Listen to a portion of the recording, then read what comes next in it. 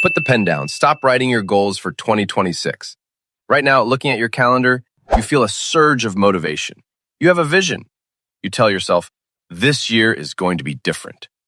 This is the year I finally get fit, start that business, or learn that language. But I have to share a statistic with you that is quite depressing. Research suggests that by February 15th, 80% of people will have already quit their New Year's resolutions. Think about that. 80%. Why does this happen every single year? Are you lazy? Do you lack discipline? No. You are about to fail because you are fighting a biological war against your own brain. And right now, your brain is winning. In this video, I am going to explain the neuroscience behind why goal setting is actually a trap. And I will give you a scientific protocol to hack your biology and actually change your life this year. Part 1. The biology of resistance. You need to understand that your brain has one primary job: survival. And to your primitive brain, survival means conserving energy and staying in the known. There's a biological mechanism in your body called homeostasis. Think of it like a thermostat in your house. If your room is set to 20 degrees and you try to heat it up to 30, the AC will kick in to bring the temperature back down. Your body works the same way.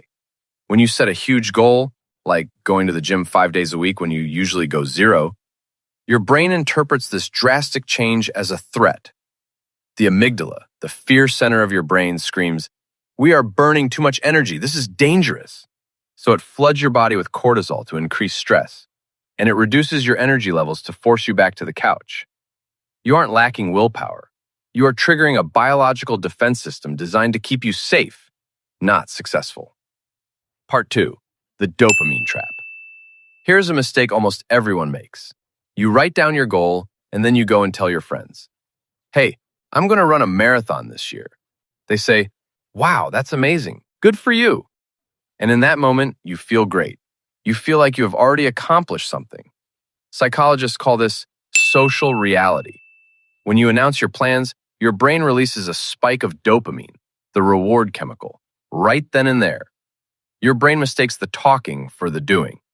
Because you've already received the reward, the praise, your brain loses the motivation to do the actual hard work. Part 3. Systems over goals. So if setting goals doesn't work, what does?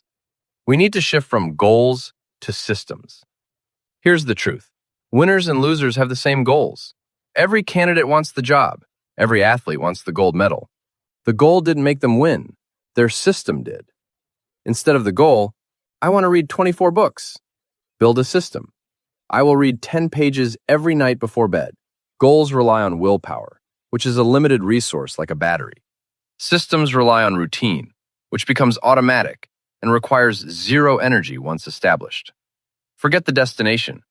Fall in love with the boredom of the journey. Part 4. The Valley of Disappointment. When you start your new system, you will face what James Clear calls the Valley of Disappointment. You work out for 2 weeks, you look in the mirror, and you look exactly the same. You study for a month, but you still feel like you know nothing. This is where 80% of people quit. They expect linear progress, but results are often delayed. It is like an ice cube sitting in a cold room. You heat the room from 25 degrees to 26, 27, 28, nothing happens. The ice is still solid, but at 32 degrees, suddenly it melts. All the work you did before wasn't wasted. It was being stored.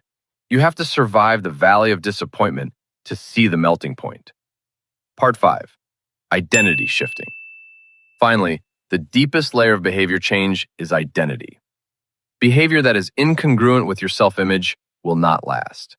If you say, "I want to quit smoking," you are still identifying as a smoker who is making a sacrifice. Eventually, the stress will get too high and you will smoke. But if you say, "I am not a smoker," you have changed your identity. A non-smoker doesn't need willpower to refuse a cigarette. They just don't smoke. So stop saying, "I want to run." Say, "I am a runner." Stop saying, "I want to write a book." Say, "I am a writer." When you change who you believe you are, you don't need to force yourself to act. A runner runs. A writer writes. It is just what you do. Conclusion. This year, Throw away your list of resolutions. Pick one identity you want to build. Create one small, boring system to prove it, and do it today. Don't wait for Monday. Don't wait for motivation. Motivation is for amateurs. Discipline is for you.